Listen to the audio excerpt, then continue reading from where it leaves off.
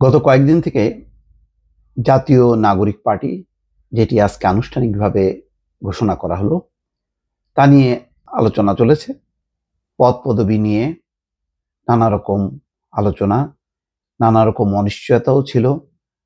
শেষ পর্যন্ত পার্টি গঠন করা যায় কিনা তা নিয়েও এক ধরনের অনিশ্চয়তা ছিল।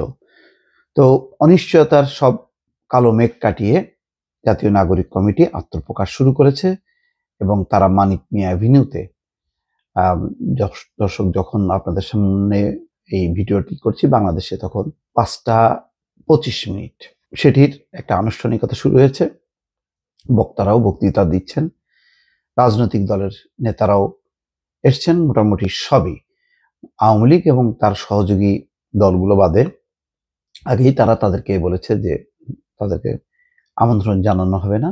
এছাড়া মোটামুটি সব রাজনৈতিক দলকে আমন্ত্রণ জানানো হয়েছে, রাজনৈতিক দলগুলো অংশ নিচ্ছে এবং তারা বক্তারা বক্তৃতাও দিচ্ছে। এটি বাংলাদেশের সাম্প্রতিক সময় যতগুলো রাজনৈতিক দল নতুন হয়েছে তার মধ্যে এটি উল্লেখযোগ্য। এর আগে কিছু দল জন্ম হয়েছে, সেটা আওয়ামী লীগের কোলে, এবং সেটি কিংস পার্টি নিয়ে, সেগুলোর নামই হয়েছে কিংস পার্টি। তো কিংস পার্টি খ্যাত বেশ কয়েকটি দল, তৃণমূল, বিএনপি বা বিএনএম, এগুলি মোটেই সুবিধা করতে পারেনি। এটাকে ঠিক বলা হবে না, কেউ কেউ বলার চেষ্টা করেছেন যে জাতীয় নাগরিক পার্টি এটি হচ্ছে কিংস পার্টি। আসলে এটা কিংস পার্টি তখনই হয় যখন নাকি রাষ্ট্রের বা সরকারের সর্বোচ্চ ব্যক্তি নিজে যুক্ত থাকেন, নিজে মদত দেন। এখন ডক্টর মোহাম্মদ ইউনূস এই তরুণ ছাত্র নেতাদেরকে স্নেহ করেন, তাদের ভালো চান, তাদের মঙ্গল কামনা করেন, তার মানে এই না যে তিনি নিজে যুক্ত আছেন। তারপরেও তার এক ধরনের সমর্থন বা তার যে স্নেহ ভালোবাসা এই তরুণ ছাত্র নেতাদের প্রতি, যে তারা একটা রাজনৈতিক দল করুক এবং ভালো কিছু করুক দেশের জন্য, সেটার জন্য সমালোচনা আছে। নতুন পার্টির নানা দিক নিয়েও সমালোচনা আছে যে এটি কি সরকারি নাকি আধা সরকারি পার্টি। এবং গত কয়েকদিন থেকে যেটি খুব দৃষ্টিকটুভাবে আসছিল সেটা হচ্ছে পদ বন্টন নিয়ে নানা রকম বিলি বন্টন, ভাগ বাটোয়ারা, অসন্তোষ, যেটা তাদের যেই ছাত্র সংগঠন দেখা গেছে, সেই ছাত্র সংগঠনে রীতিমতো পরিষ্কার সেখানে বিক্ষোভ হয়েছে, রাজপথে পর্যন্ত বিক্ষোভ হয়েছে। বেসরকারি বিশ্ববিদ্যালয়ের প্রতিনিধিদেরকে কেন সুযোগ দেওয়া হচ্ছে না, তারপরে নতুন দলেও কেউ কেউ পদত্যাগ করেছেন।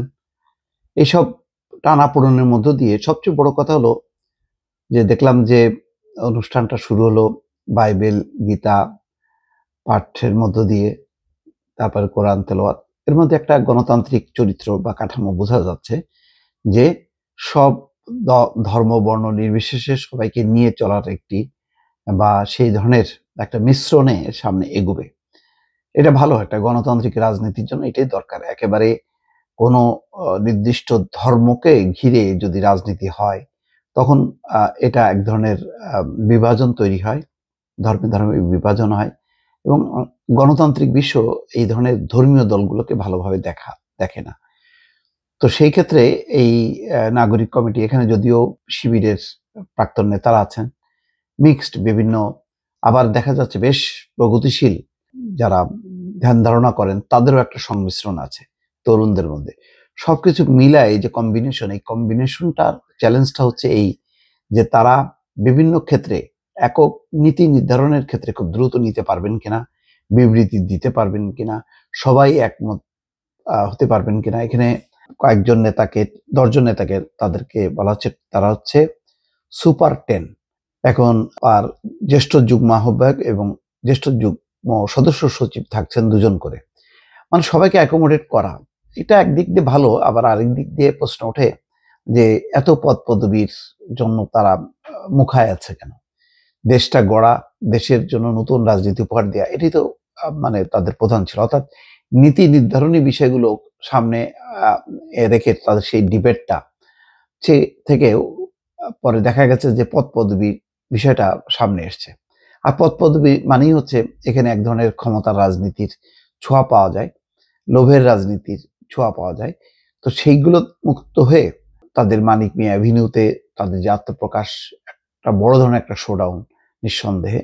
বিদ্যমান রাজনীতির বাইরে এই ধরনের তরুণদের একটি দল, তার একটা শোডাউন, এটা আশা জাগাবে। আবার ভেতরে ভেতরে অনেকে শঙ্কাও থাকবে, উদ্বেগও থাকবে যে কি করে শেষ পর্যন্ত এই তরুণরা যদি ভালো পথে চালিত হয় তাহলে দেশের মঙ্গল। আর যদি নানা জায়গায় যদি সেই চাঁদাবাজি, সেই নানা রকম সামাজিক অপকর্মের সঙ্গে যদি তাদের যুক্ততা পাওয়া যায়, তাহলে মানুষ খুব দ্রুতই নতুন দল সম্পর্কে তাদের ধারণা পাল্টাবে। তো অনেকগুলো চ্যালেঞ্জ সামনে নিয়ে তারা এগোচ্ছে। দেখা যাক শেষ পর্যন্ত কি হয়। দর্শক ভালো থাকবেন। আল্লাহ হাফেজ।